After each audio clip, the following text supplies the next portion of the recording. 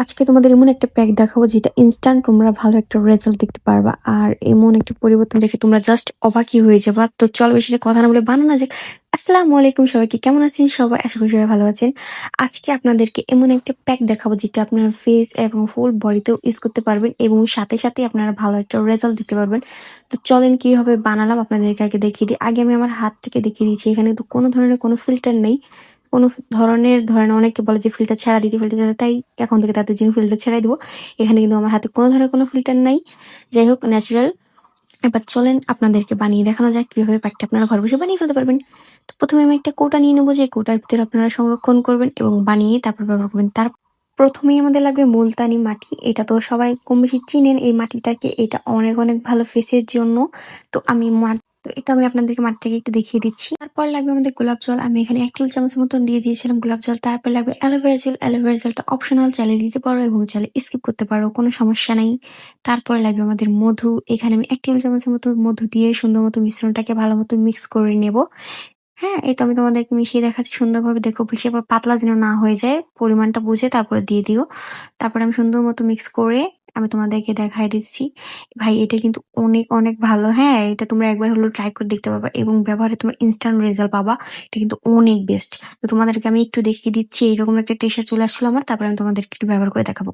তারপর আমি একটা পরিষ্কার ব্রাশের সাহায্যে আমি আমার হাতে এপ্লাই করে দেখাচ্ছি। আমি যেহেতু ফেস দেখাই না, তার জন্য আমি তোমাদেরকে হাতেই ব্যবহার করে দেখাচ্ছি। যদি দেখাতাম তাহলে অবশ্যই ফেসে দেখাতাম। যাই হোক, আমি আমাদের হাতে একটু ব্যবহার করে ভালোভাবে তারপর এটা কিন্তু তোমরা 10 মিনিটের মতো শুকিয়ে তারপরে দেন তোমরা নর্মাল পানি দিয়ে এটা ওয়াশ করে ফেলতে পারবো।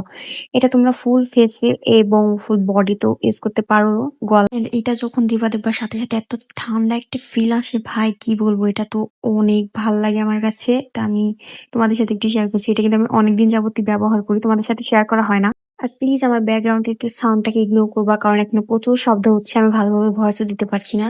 যাই হোক, সুন্দর মতো আমি আমার হাতে অ্যাপ্লাই করে এটা যখন শুকিয়ে যাবে একেবারে, তারপর আমি তোমাদেরকে নর্মাল পানি দিয়ে জাস্ট ওয়াশ করে দেখাবো। আমি তোমাদেরকে দেখিয়ে দিচ্ছি।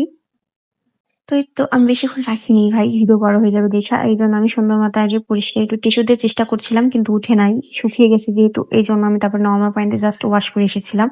হ্যাঁ, টিস্যু দিয়ে উঠতেছিল না ভাই, তারপর আমি ধুয়ে আসছিলাম। না, এইটা হচ্ছে আমার হাতের ফাইনাল লুক। তো দেখো কি সুন্দর একটা গ্লো দিতেছে। আমি তোমাদের হাতের সাথে একটু দেখিয়ে দিয়েছি। দেখো একবারে কি সুন্দর পরিবর্তন, তাই না?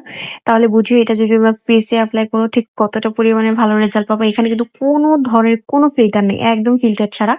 তাহলে তোমাদের বুঝতে সুবিধা হবে বিধায় আমি কোনো ধরনের কোনো ফিল্টার ইউজ করিনি। তাহলে দেখো ভাই কি সুন্দর একটা গ্লো দিতেছে, চকচক করতেছে আমার হাত, আর এত স্মুথ হয়ে যায় ভাই কি বলবো। একবার হলেও তোমরা একটা ট্রাই করে দেখতে পারো। এটা তোমার অনেক অনেক ভালো লাগে। তোমরা কে কে এটা ব্যবহার করছো আগে বা পরে আমাকে একটু জানিয়ে যাও। আমি তো এটা অনেক বড় ফ্যান, তোমাদেরকে দেখিয়ে দিলাম।